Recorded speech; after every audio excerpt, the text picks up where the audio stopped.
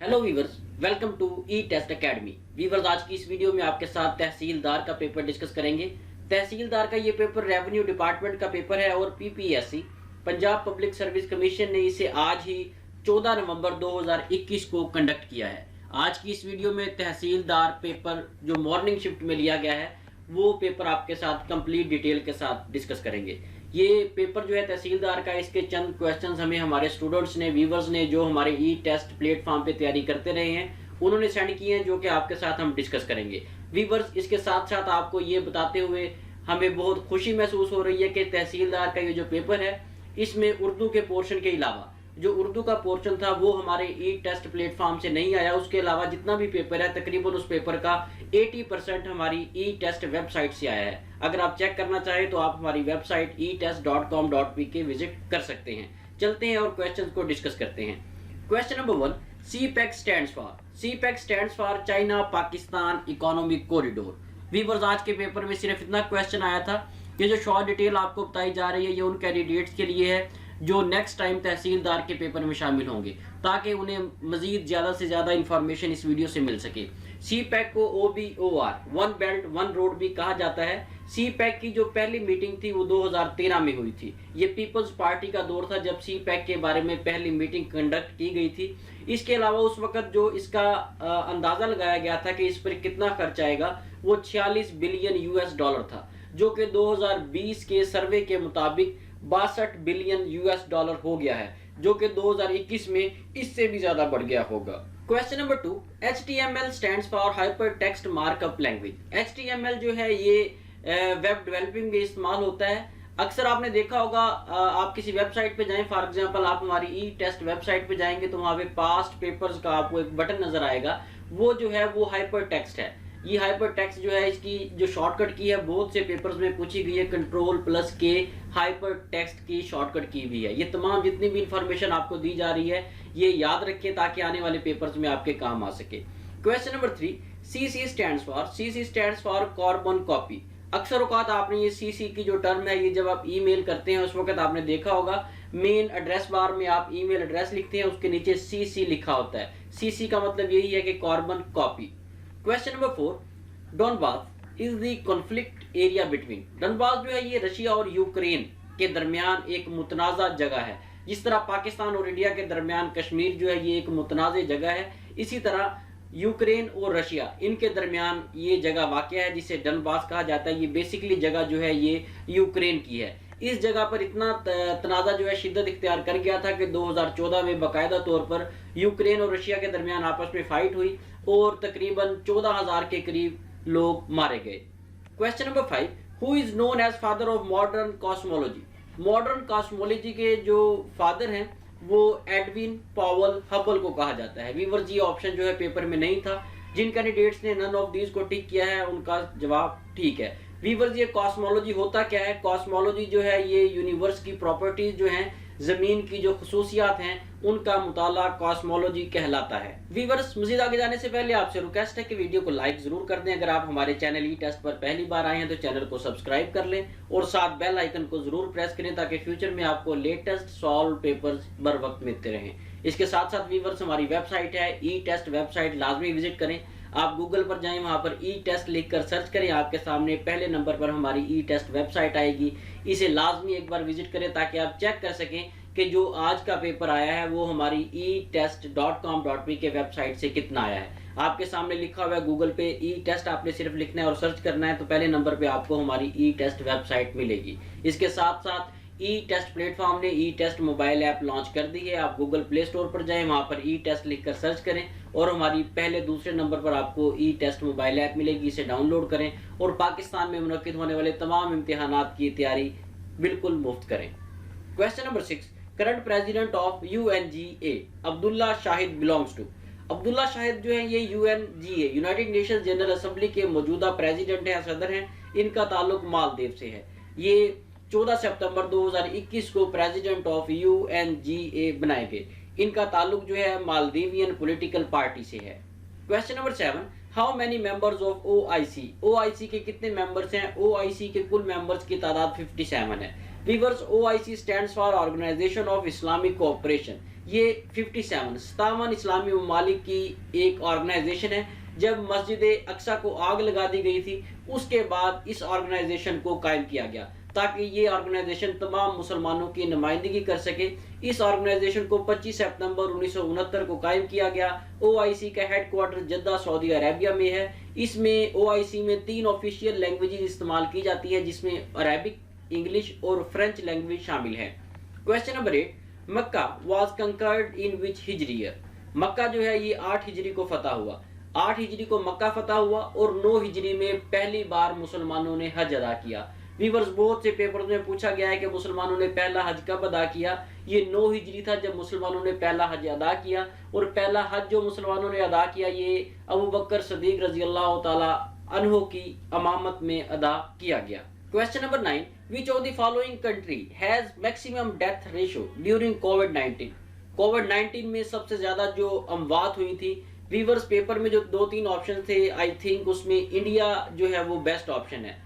वहां पर यूएस का पता नहीं है था या नहीं था, लेकिन अगर है था तो कमेंट सेक्शन में जरूर बताइएगा। इंडिया हमने यहाँ पे टिक किया है, लेकिन मैं आपको बताता चलूँ कि 5 टॉप रेशो कंट्रीज थी जिनमें सबसे ज्यादा डेथ हुई। पहले नंबर पर यूएस, दूसरे पे ब्राजील, तीसरे पे इंडिया, चौथे पे मैक्सिको और 5वें पे यूके। ये 5 ममालिक ऐसे हैं जिनमें डेथ रेशो सबसे ज्यादा थी। अब आप देख लीजिए पेपर में अगर यूएस था तो यूएस सही ऑप्शन है, अगर इंडिया था तो इंडिया सही जवाब है। Question number 10, which country launch telescope I sky. Viewers, ये क्वेश्चन जो है ये समझ नहीं आई हमें कि ये क्वेश्चन क्या था, और ना ही इसके ऑप्शंस हमें मिले हैं। कमेंट सेक्शन में इस क्वेश्चन के बारे में जरूर बताइएगा। Question number 11, how many stages in Quran. Quran मजीद में कितनी मनाजिल हैं। कुरान मजीद में मनाजिल की तादाद 7 है, और इसके अलावा कुरान मजीद में कुल सजदे 14 हैं। Question number 12, longest verse of Quran is present in which surah of Quran. Quran मजीद की जो सबसे लंबी सूरा है ये सूरा अल बकरा में मौजूद है। सूरा अल बकरा में 255 नंबर आयत जो है ये कुरान मजीद की सबसे लंबी आयत है। इस आयत को आयतल कुर्सी भी कहा जाता है। व्यूअर्स, इसके अलावा कुरान मजीद की जो सबसे लंबी सूरा है वो सूरा अल बकरा है। यहाँ पर 2-3 पॉइंट्स आपको मिले हैं। कुरान मजीद की सबसे लंबी सूरा अल बकरा है। कुरान मजीद की सबसे लंबी आयत आयतल कुर्सी है, जो कि 255 नंबर आयत है सूरा अल बकरा की।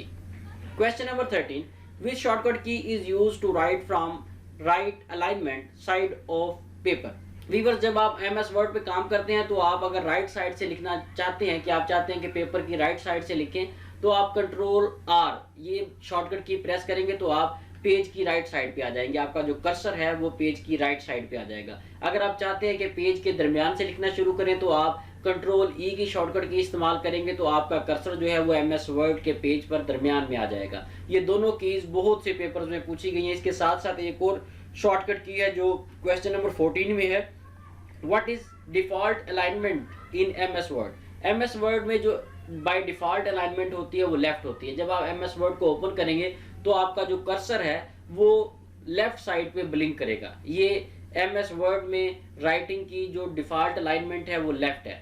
अगर फॉर एग्जांपल आप राइट साइड पे हैं तो इसे मैनुअल आप लेफ्ट साइड पे करना चाहते हैं तो इसके लिए शॉर्टकट की आप कंट्रोल+L यूज करेंगे। Question number 15, what is life span of red blood cell.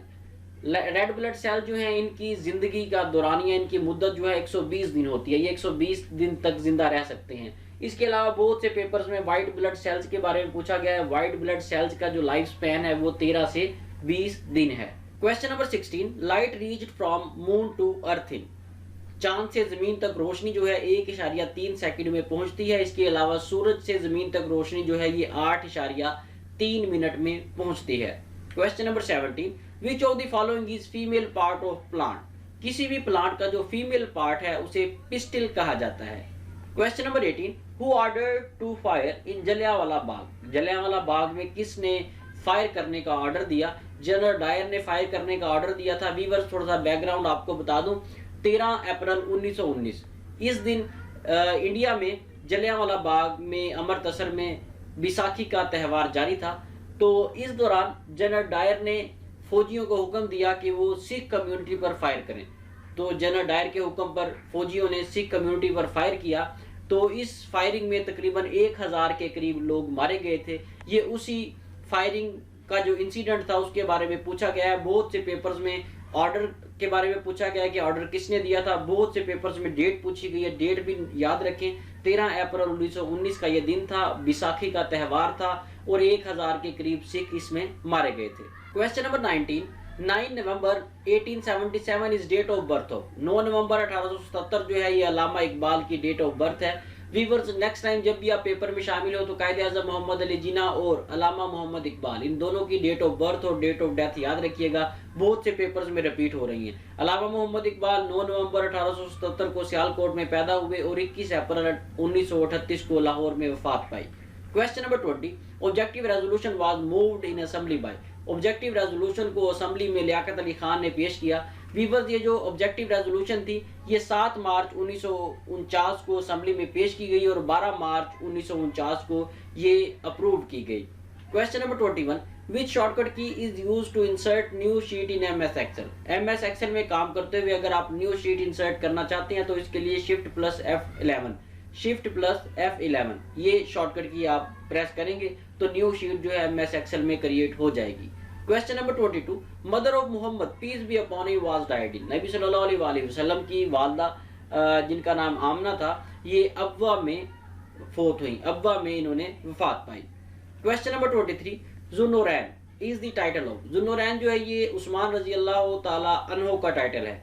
Usman Ghani रजी अल्लाह ताला अन्हो को ये टाइटल खदीजा रजी अल्लाह ताला अन्हा ने दिया। उस्मान गनी रजी अल्लाह ताला अन्हो की शादी नबी सल्लल्लाहु अलैहि वसल्लम की 2 बेटियों के साथ हुई थी, तो इस मुनासबत से इन्हें जुन्नूरैन यानी कि 2 रोशनियों का मालिक ये टाइटल दिया गया और ये याद रखें कि ये टाइटल खदीजा रजी अल्लाह ताला अन्हा ने दिया था। Question number 24, first constituent assembly was formed in. पहली जो कॉन्स्टिट्यूएंट असेंबली है वो 11 अगस्त 1947 को कायम की गई। Question number 25, who is current incumbent prime minister of Turkey. तो तुर्की के जो मौजूदा सदर प्राइम मिनिस्टर हैं वो तैयब एर्दोगान है। व्यूअर्स, ये जो प्राइम मिनिस्टर की पोस्ट है ये तुर्की में ख़त्म कर दी गई है, लेकिन इस वक्त जो मौजूदा सदर हैं वही ज़ाहिरी बात है प्राइम मिनिस्टर भी हैं, तैयब एर्दोगान इसका सही जवाब है। Question number 26, how many sacred months according to Islam. Sacred month जो है इस्लाम में वो 4 हैं। ये ऐसे महीने हैं जिन्हें हुर्मत वाले महीने कहा जाता है। ये जुल्क़दा, जुल्हज, मुहर्रम और रजब, ये 4 महीने ऐसे हैं जिन्हें हुर्मत वाले महीने कहा गया है। Question number 27, Pakistan television started it's transmission in. Pakistan television ने अपनी ट्रांसमिशन का आगाज 1964 में किया। 26 नवंबर 1964 को पाकिस्तान टेलीविजन ने black and white transmission start की और उसके बाद 1976 में 1976 में बाकायदा तौर पर कलर ट्रांसमिशन का आगाज किया गया। बहुत से पेपर्स में पूछा गया है कि पाकिस्तान ने रंगीन ट्रांसमिशन का आगाज कब किया, तो ये 1976 से शुरू हुआ है। उससे पहले जो है ब्लैक एंड व्हाइट ट्रांसमिशन चलती। Question number 28, national anthem of Pakistan was passed in which year. Pakistan का कौमी तराना 1954 में पास किया गया। व्यूअर्स, अगर बेसिकली आप देखें तो 1952 में ये कौमी तराना जो है लिखा गया था। इस कौमी तराने को, पाकिस्तान के कौमी तराने को हफीज जलंधरी ने लिखा था और 13 अगस्त 1954 को इसे ऑफिशियली अडॉप्ट किया गया। इसी डेट को 13 अगस्त 1954 को खुद हफीज जलंधरी ने पाकिस्तान का कौमी तराना रेडियो पाकिस्तान पर पढ़कर सुनाया। क्वेश्चन नंबर 29, दुरुस्त ज़रबुल मिसल बताएं। पेपर में ज़रबुल मिसल की 3-4 टाइप्स दी गई थी, 3-4 ऑप्शंस थे। उसमें जो सही ऑप्शन था वो आपके सामने लिखा हुआ है। आसमान का थूक मुंह पर आता है, किसी नेक आदमी पर बदी लगाने से बदनामी अपने ऊपर आती है। व्यूअर्स, ये चंद सवाल थे जो हमें मौसूल हुए थे, जिन्हें सॉल्व करने के बाद आपके साथ डिस्कस किया है। जैसे ही हमें मजीद फर्दर एमसीक्यूज रिसीव होते हैं इंशाल्लाह ताला उन्हें नेक्स्ट पार्ट में आपके साथ डिस्कस करेंगे। हमारे चैनल ई टेस्ट को सब्सक्राइब कर लें ताकि फ्यूचर में आपको इस किस्म के solve papers time to time मिलते रहें। अल्लाह हाफिज़।